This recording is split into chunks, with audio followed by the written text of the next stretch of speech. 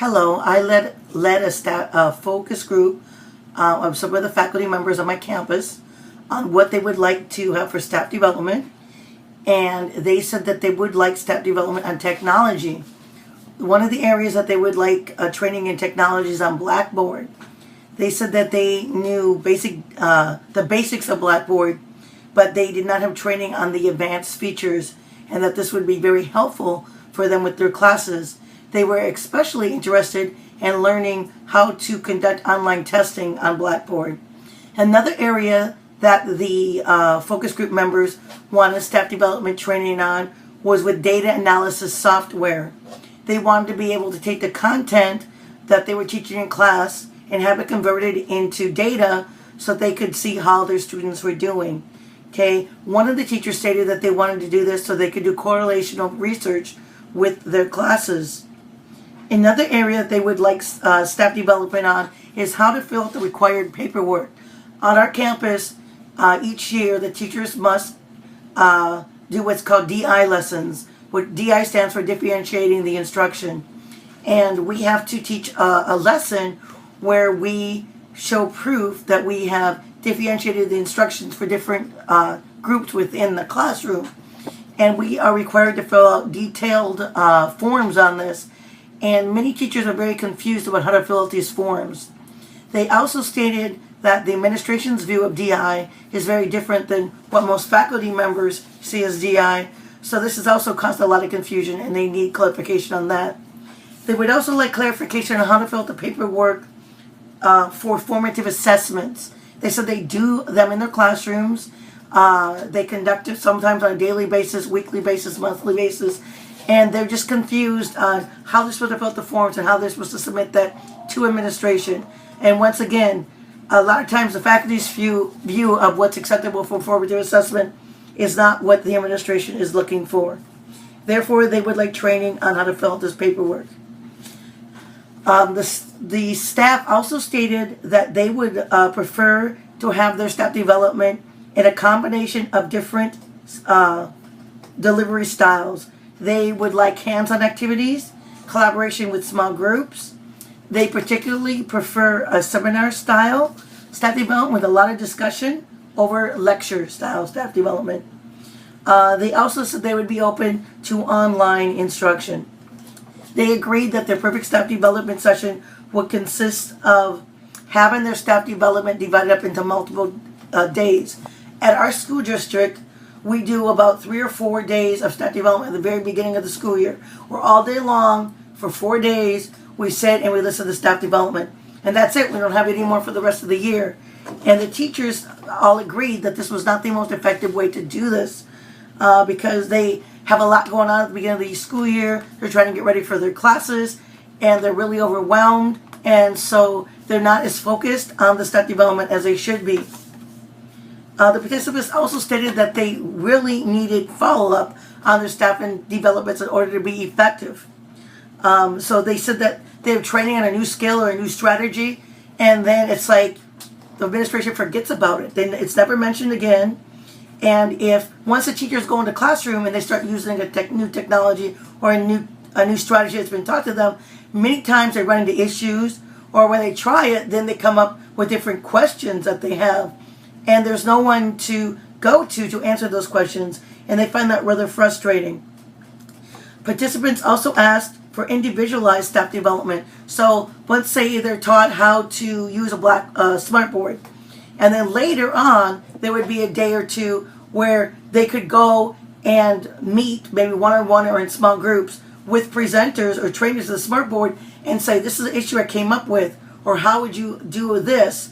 And also some of them said that they were rather intimidated or embarrassed to ask questions in large groups because they're afraid, well, how do I, like, for example, collaborate my smartboard? Someone else might look at them like, what's wrong with you? How do you not know how to do that? And so a lot of them were intimidated to ask basic questions about technology in large groups. So that's why they would really like to have that individualized. Now, when I asked the participants if there was anything that they had learned recently in staff development that they've actually used in their classroom to help students succeed, most of them said no.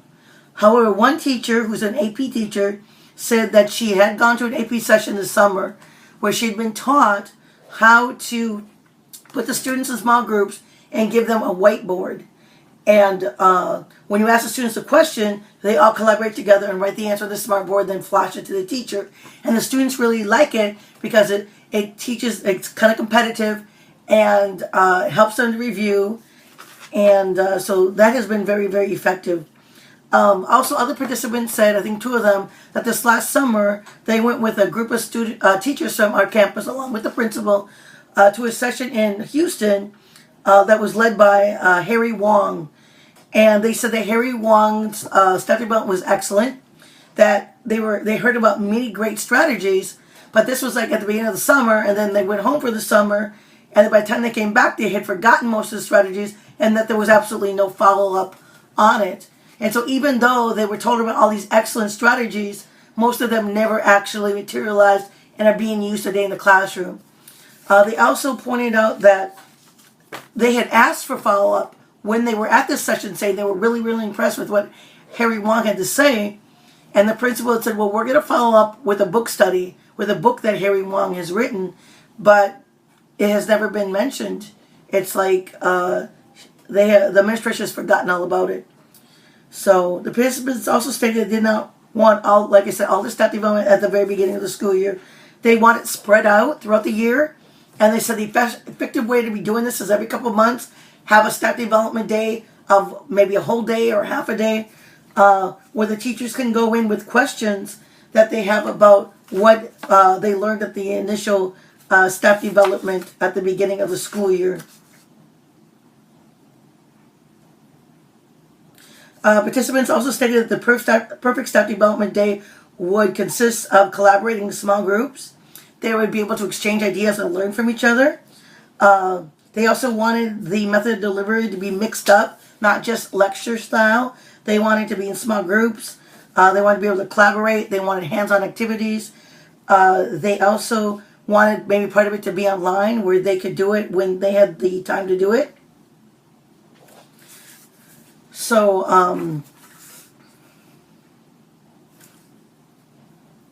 all participants felt that our current staff development is not effective in its current form.